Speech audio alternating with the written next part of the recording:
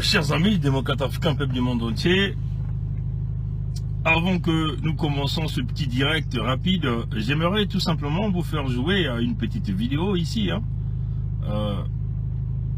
Une vidéo de 2 minutes. Comme ça, vous allez donc voir de quoi nous sommes en train de parler.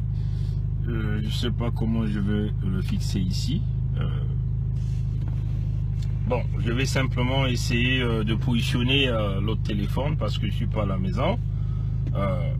On va donc essayer de jouer cette vidéo. Et comme ça, tous nous allons regarder de quoi nous sommes en train de parler ici. Donc rapidement. Voilà, permettez-moi simplement de prendre le téléphone. Je vais simplement tourner l'image. Et je vais donc essayer de jouer et on va voir ce que ça va donner.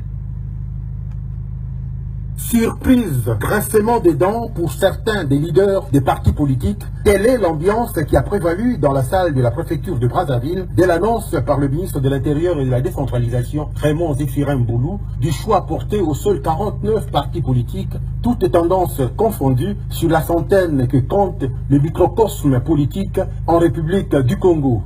49 qui sont en droit aujourd'hui d'exercer librement leurs activités politiques sur tout le territoire de la République du Congo. Ces 49 formations politiques sont en conformité aux dispositions de la loi organique de 2017 sur les partis politiques en son article 50. À la date d'aujourd'hui, nous en reconnaissons 49. Le processus ne s'arrête pas tant que les gens veulent créer leur parti, mais il faut se conformer à la loi de 2017. Et j'ai même proposé, créons des grands partis. Vous pouvez vous fusionner, ainsi de suite. Mais on n'a pas dit qu'on ferme et que c'est fini. Il n'y a plus de création de partis politiques au Congo. Je n'ai pas dit ça. À l'opposition, tout le monde ne parle pas le même langage, même si le chef de l'opposition apprécie positivement la décision des pouvoirs publics. La loi aujourd'hui, dans toute sa rigueur, voudrait simplement nous exiger que nous soyons représentés partout. Je crois que ce n'est pas une exigence excessive. Cela se fait partout.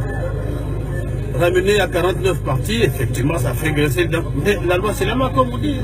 Il faut l'accepter et travailler puisque c'est évolutif. Ceux qui ne sont pas reconnus aujourd'hui le seront demain. Ceux qui ont encore des choses à compléter vont le compléter. Du côté des partis de la majorité, le ministre n'a fait appliquer la loi. Nous félicitons le ministre de l'Intérieur par sa démarche. Et j'apprécie aussi qu'il ait dit qu'on n'a pas dissous un parti politique, mais il demande aux autres partis politiques de se conformer. Mais à la date d'aujourd'hui, il en a compté 49. Et les autres doivent se conformer pour que le nombre augmente, le bien-être de notre démocratie. Signalons que le ministre a attiré une fois de plus l'attention de son auditoire sur le caractère national des partis politiques au Congo. Bon, voilà. Et chers amis, démocrates africains, il était nécessaire pour nous de vous faire passer cette petite section de cette vidéo que nous venons de recevoir.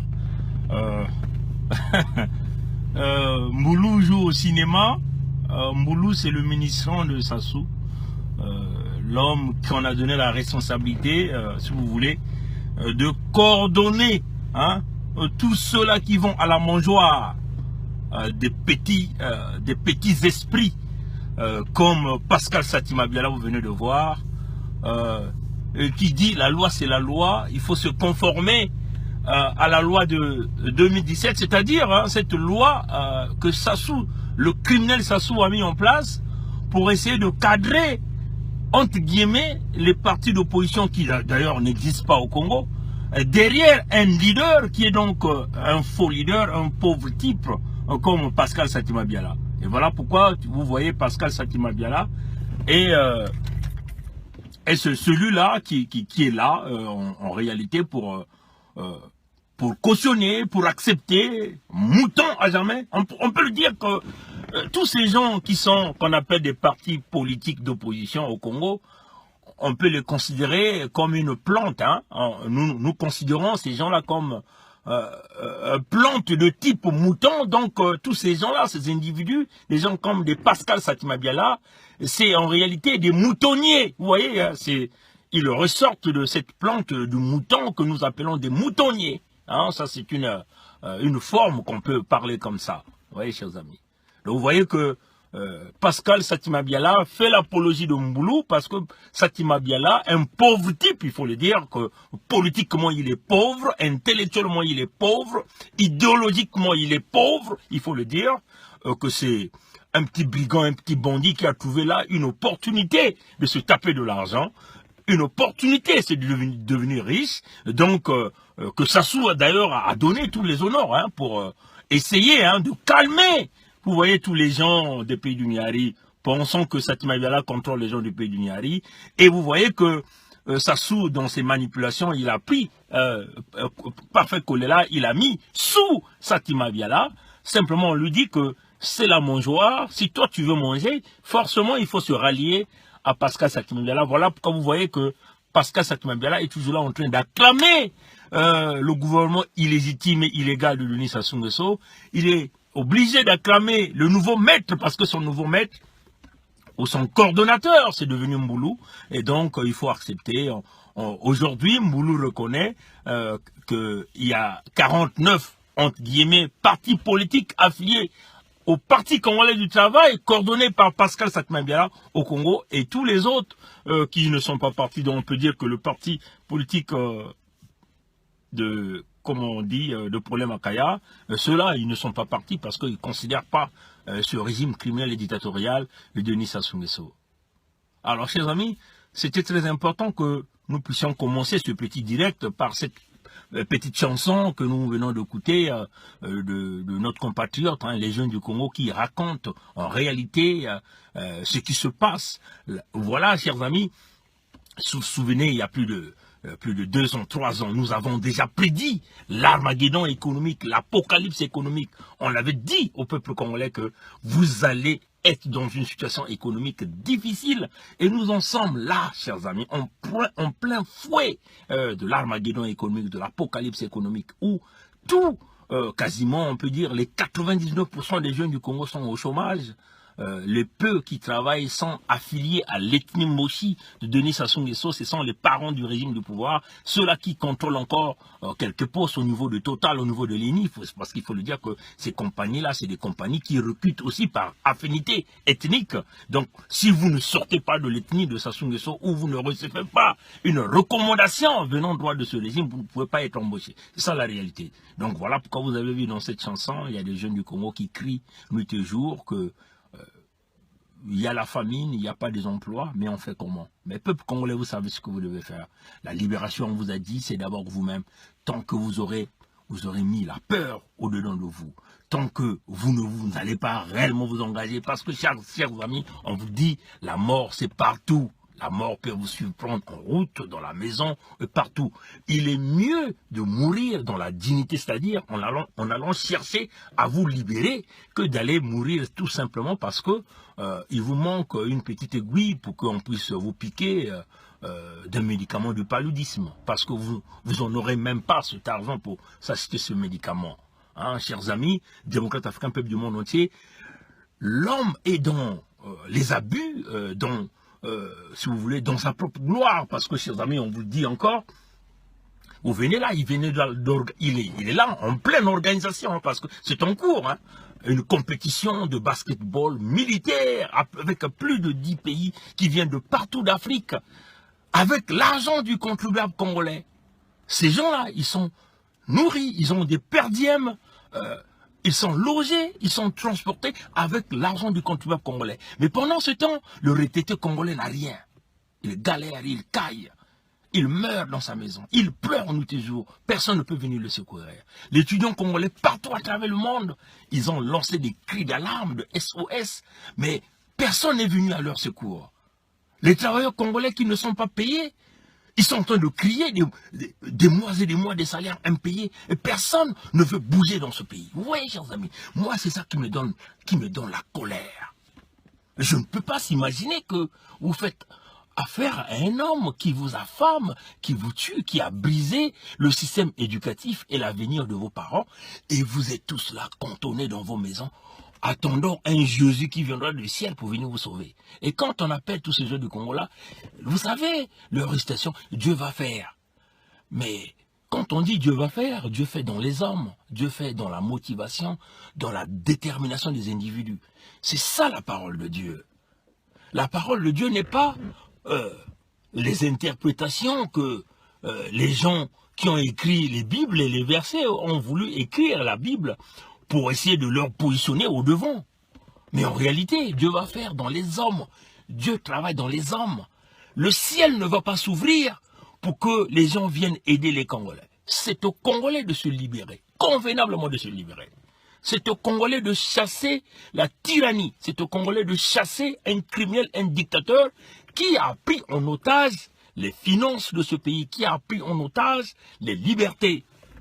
Regardez, encore paix à son âme, Maître Ambroise Malonga, un grand avocat qu'on a simplement empoisonné parce que lui-même il est dit dans son message audio, il le dit, il a été imbibé d'un médicament sur le papier qu'on l'a fait passer partout et simplement empoisonné. Vous voyez, des cadres congolais qu'on massacre parce qu'un individu veut se cantonner au pouvoir.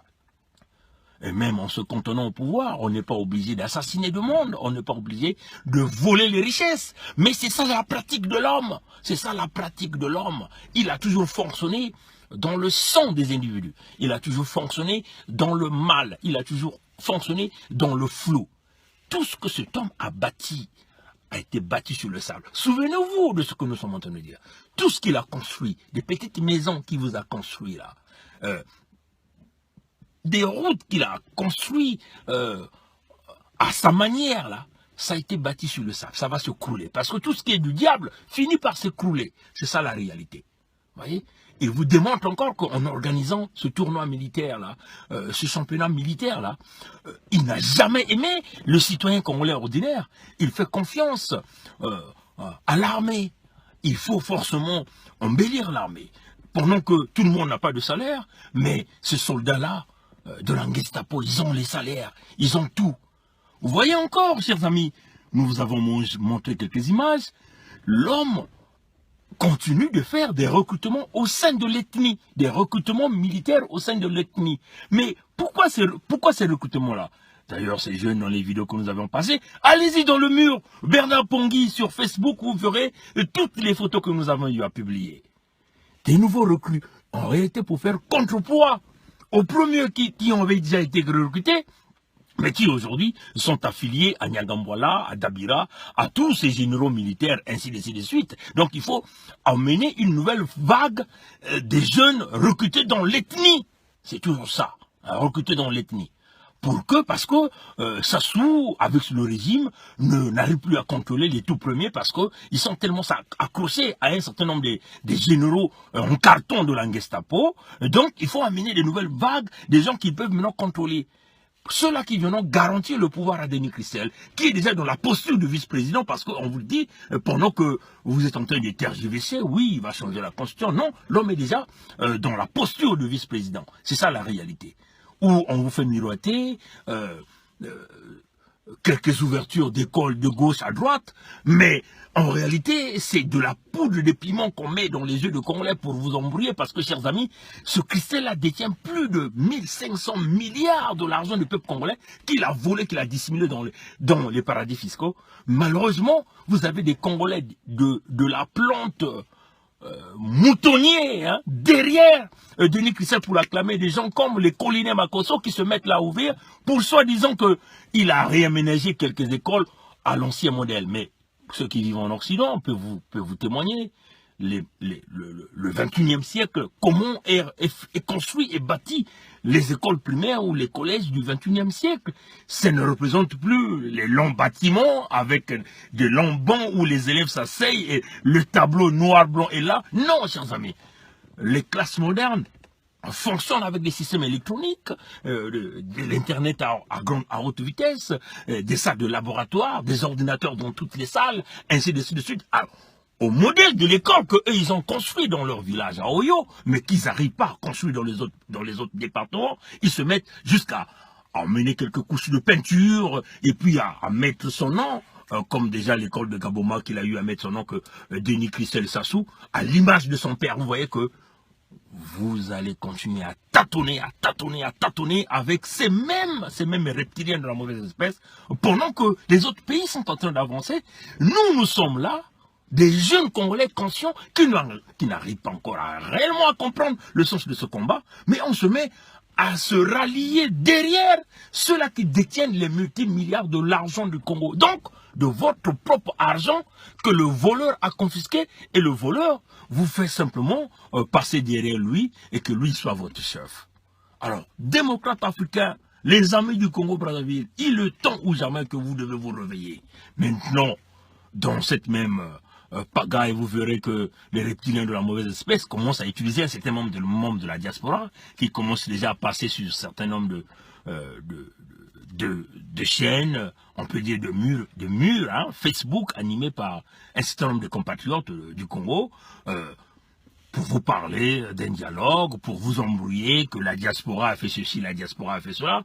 Mais, chers amis, on vous le dit, nous tenons simplement à remercier cette diaspora qui a compris que nous ne pouvons pas s'hasarder à rentrer dans ces jeux de la manipulation où vous avez une poignée de gens et qui ont confisqué les richesses du pays et qui privent les gens des libertés au Congo et que ces gens-là continuent de vous diriger. Nous tenons à remercier cette diaspora qui a compris qu'il faut mener la lutte féroce, la lutte difficile, la lutte, comme on le dit, nous, certains se disent que bon, ils peuvent faire la lutte des idées, mais nous avons compris que quand vous faites affaire à des barbares, il ne s'agit plus de mener la lutte des idées. Hein. La lutte des idées, avec les barbares, ça va vous emmener nulle part. Parce que les barbares vont continuer à utiliser la barbarie pour vous détruire, pour détruire la loi. Comme d'ailleurs, c'est qu'ils ont eu à détruire la loi au Congo. Vous voyez que, chers amis, nous avons compris cela, nous avons dit, avec les barbares, il faut taper fort, taper fort. Ils veulent la violence, vous leur donnez la violence. Et d'ailleurs, nous félicitons nos compatriotes qui sont en train de lutter fort au niveau de Paris pour empêcher ce régime-là de s'exprimer. Parce qu'ils ont confisqué les médias au Congo. Là, maintenant, qu'est-ce que ce régime fait? Confisquer les médias au niveau de la place de Paris. Hein? Mais quels sont ces médias? Contrôler les médias des compatriotes qui animent des murs Facebook. Voilà pourquoi vous voyez un certain nombre de compatriotes qui vous font semblant de nous faire passer la musique. Vous parlez de la paix, de la réconciliation, mais en réalité, ils continuent à recevoir les miettes de la part de ce système. Et vous voyez que, et vous êtes là en train d'acclamer. Alors, chers amis démocrates africains, on vous le dit, peuple du Congo-Brazzaville, jeunes du Congo, c'est maintenant ou jamais que vous comprenez que si vous commettez cette erreur de continuer à supporter ce même régime et qui vous emmène les mêmes slogans comme les slogans du passé, celui qui a vu le père verra le fils, autosuffisance alimentaire, le Congo que je veux, le Congo que nous pensons, ce que je crois. Alors, chers amis, ça sont on peut dire des slogans banals qui n'ont jamais fonctionné le pays. De la même façon que le père a commencé à mettre de la première pierre quelque part, qui n'a jamais fonctionné, et cela n'amènera jamais les emplois au niveau du peuple congolais. Des prisonniers politiques, qu'on continue à mettre des jeunes dans les prisons. Si vous ne comprenez pas ce grand message que nous sommes en train de vous dire, de vous libérer, alors chers amis, vous ne comprenez plus jamais rien. Et le Congo va reculer encore plus de 50 ans en arrière. Et ça sera difficile quand le serpent à 10 têtes va émerger, va procéder à son ascension du pouvoir. Ça va être compliqué. Travaillez maintenant pour avoir la tête et le crâne de Sassou, et nous travaillons sur ça. Et personne ne va nous enlever ces idées-là. L'objectif, c'est de le capturer vivant, de le juger, de le humilier. Si on n'a pas cette chance, on va le buter, et on va le buter pour une fois. Voilà. Ça, c'était le cas au Congo. Nous allons essayer de vous donner une idée, hein, de la manière que nous sommes en train de voir les choses, et par rapport à nos recherches, et par rapport à ce que nous entendons, hein, dans les grands couloirs, que certainement, nombreux parmi vous n'arrivent pas à déceler réellement ce qui se passe en ce qui concerne la République démocratique du Congo. Vous êtes tous en train de vous embrouiller. La libération de Jean-Pierre Bemba. Oui, chers amis, ça fait des stratégies, ça fait partie des stratégies de l'Occident. Ça fait partie des stratégies de l'Occident. Mais Jean-Pierre Bemba ne viendra pas pour être le président de la République démocratique du Congo. C'est ça la réalité. L'objectif des Occidentaux, c'est de briser la République démocratique du Congo en plusieurs États. Peut-être en 4. Nous exagérons peut-être. Hein? Peut-être en 2, mais en autre quoi, nous visons 4. L'objectif des Occidentaux, comme l'avait dit Sarkozy, quand il faisait de la coopération, ils vont dire, mais la République démocratique du Congo a tellement de minerais, pourquoi pas partager des minerais avec d'autres? Mais nous nous dirigeons vers là. Ben, vous allez certainement me prendre comme un fou. Mais, chers amis, dans quelques mois, vous reviendrez, vous me direz, vous me donnerez raison. L'objectif, c'est de briser la République démocratique du Congo en plusieurs pays. Et ça, c'est le plan des Occidentaux. La carte que l'Occident venait de jouer, de sortir Jean-Pierre Mbemba, de vite le sortir, on va vite le blanchir. Vous allez voir, Jean-Pierre Mbemba va faire le tour du monde entier, rapidement dans les jours qui vont venir, pour en réalité venir s'imposer en République démocratique du Congo. Mais il y a déjà des fractions qui se sont formées en République démocratique du Congo. Vous avez Katumbi, vous avez le fils Tshisekedi. Ceux-là, ils n'accepteront pas que Jean-Pierre Mbemba soit le président. Parce que Jean-Pierre Mbemba a travaillé avec, éventuellement, Mobutu. Donc vous voyez, chers amis, nous nous dirigeons là. La carte de l'Occident, c'est simplement dire, on le sort, et il va donc jouer le match, et ça va être, nous allons arriver à notre but, on va diviser la République démocratique du Congo en 4 États, ou 3 États, ou 5 États, ou 6 États, où vous aviez des fractions, des gens qui vont diriger. Le Nord Kivu va être dirigé, les gens de l'Équateur seront là, en train de diriger, et ceux de Bandundu, ainsi de suite, c'est ça la carte qui va se passer. Chers amis, c'est cela la réalité. Parce qu'il faut, chaque portion de l'Occident doit contrôler ses minerais, chaque portion de l'Occident doit contrôler une portion de la République démocratique du Congo. Donc forcément, il faut diviser la République démocratique du Congo. Et on vous le dit, la République démocratique du Congo va basculer à l'anglophone. On vous avait déjà dit ça. Là encore, on vous le dit. Voilà pourquoi vous voyez, Macron devient accroché. Il veut travailler avec l'Angola parce que lui, eux aussi, ils veulent avoir une section qu'ils veulent contrôler. Mais dans les jours, certainement qui viendront, vous verrez que Jean-Pierre Mbemba sera là aux États-Unis. Le groupe de Kabila, plutôt de Katumbi, le fils de Tshisekedi, ben ils sont déjà là, ils tournent partout et tout. Parce que l'objectif, c'est de créer des fractions, des divisions. Parce que Katumbi ne va jamais accepter que Mbemba prenne les rênes du pouvoir. Et c'est ça la réalité, chers amis. Le pays va être divisé. Il y aura des vice-présidents, ils vont certainement nommer des vice-présidents de transition, et c'est comme ça que ça va partir pour briser la République démocratique du Congo. La réalité, elle est là. La vérité est là, on vous le dit. Suivez-nous et vous verrez. Suivez le guide, comme on a l'habitude de dire. Voilà un peu, chers amis, ce que nous tenons à dire sur ça, sur le petit direct, comme on dit. Quand nous sommes inspirés, on viendra toujours auprès du peuple congolais pour, en réalité, vous parler des choses réelles. Et nous, on vous parlera toujours en vérité et on vous parlera toujours selon les informations que nous recevons. On vous parlera toujours de la vérité. Nous, on ne jouera jamais ce petit jeu de cache-cache comme le font certains qui se cachent derrière les murs. Ils sont incapables de venir dire la vérité aux Congolais. Nous, on dira la vérité. Et nous, on le dit. Le jour où on va voir Sassou, il n'y aura pas de tergiversé de matin, midi, soir. On n'aura pas le temps à passer du matin, midi, soir. On le juge le même jour, on le condamne le même jour. C'est une condamnation à mort. Ça va se passer le même jour. C'est ça la réalité. Ces gens-là font pleurer tout un peuple pendant plusieurs années. Ils ont volé tout ce qui appartient à un peuple pendant plusieurs années. Et si vous avez des gens comme ça, mais de grâce, de bon Dieu, que devez-vous faire? Le monde appartient au plus fort.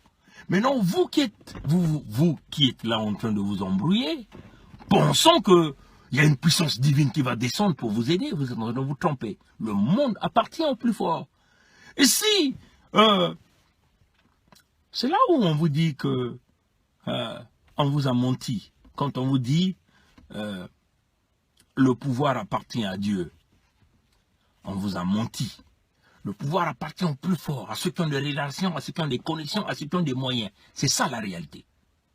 C'est ça la réalité, chers amis.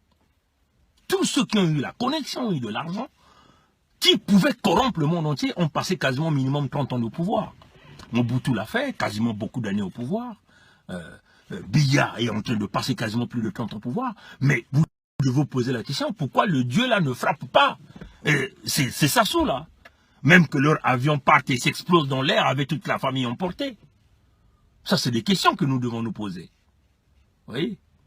Mais, comme on a l'habitude de le dire,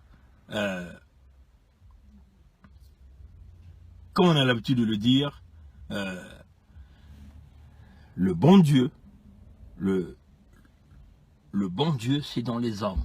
Ce sont les hommes qui doivent travailler fort, travailler dur, pour pouvoir arriver à attraper Sassou et à libérer le Congo. On vous le dit, l'Occident fonctionne par les intérêts. Tout est intérêt. Sassou a garanti de l'argent aux Français, voilà pourquoi les Français le soutiennent. Vous avez vu, le pauvre type de Le Drian est parti et s'agenouiller encore à Brazzaville.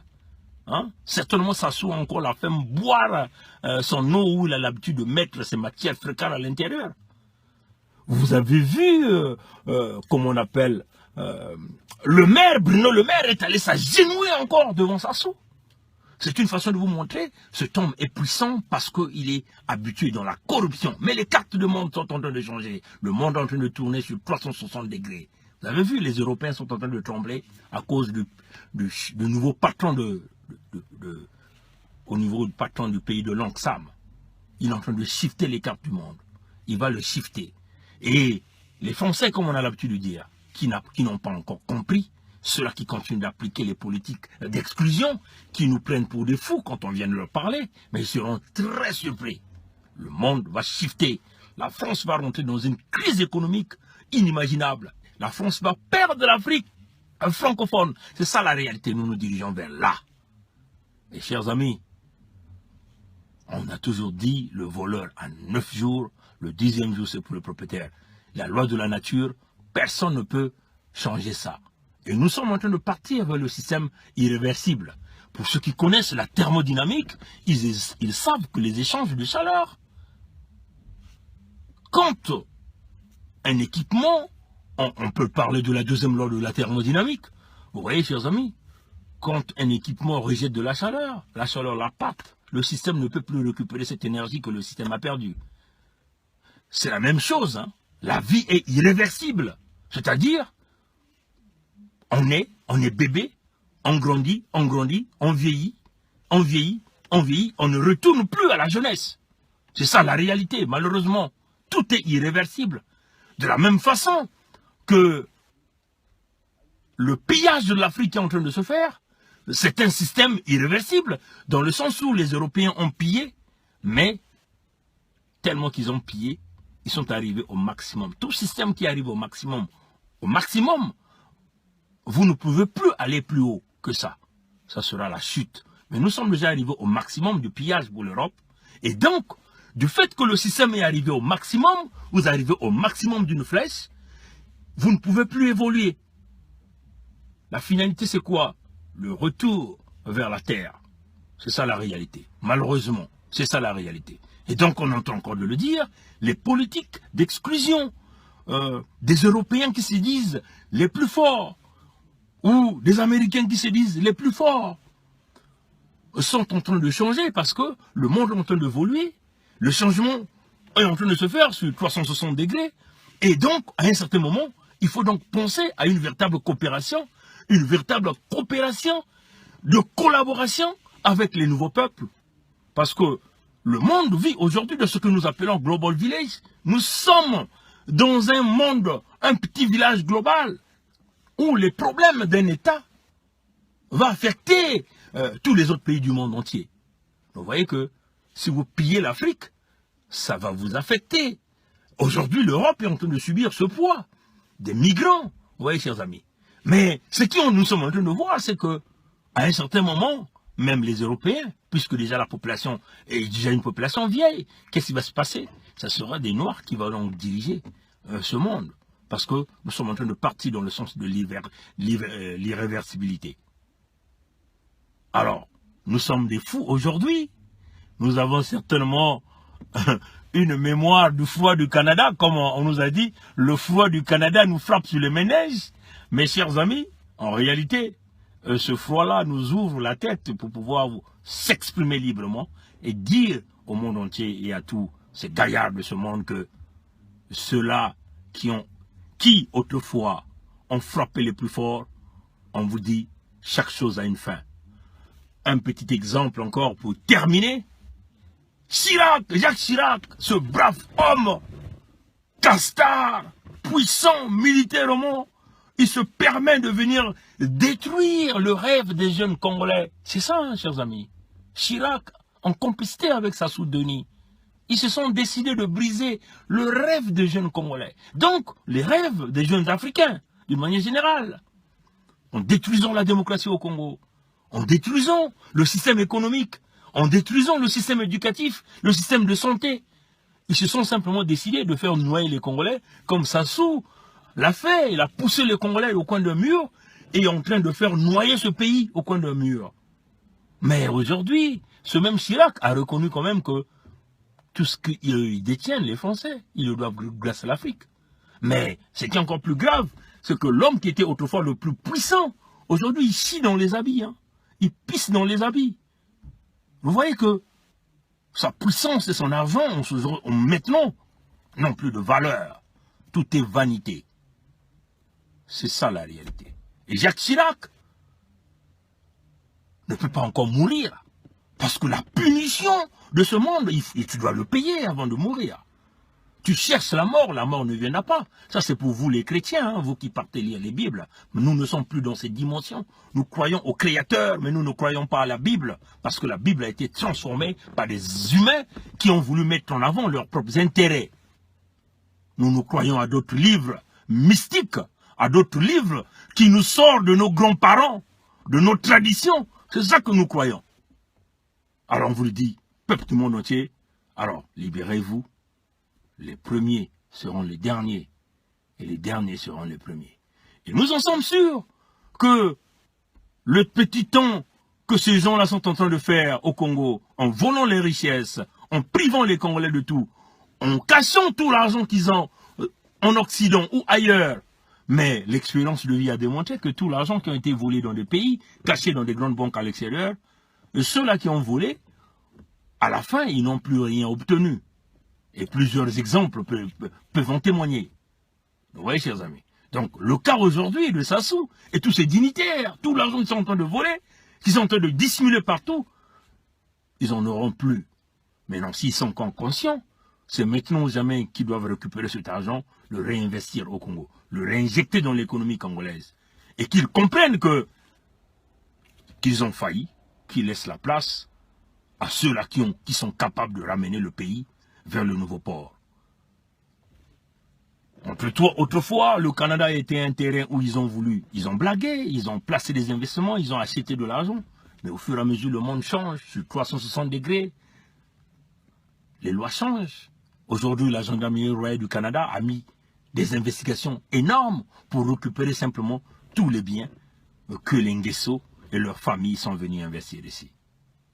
On vous le dit, le Canada, ce n'est pas la France où vous avez des politiciens corrompus, la justice corrompue, la police corrompue.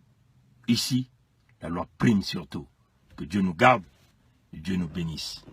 Merci d'avoir suivi cette vidéo et prière de la partager. Travaillons fort. Étudiez, éduquez-vous.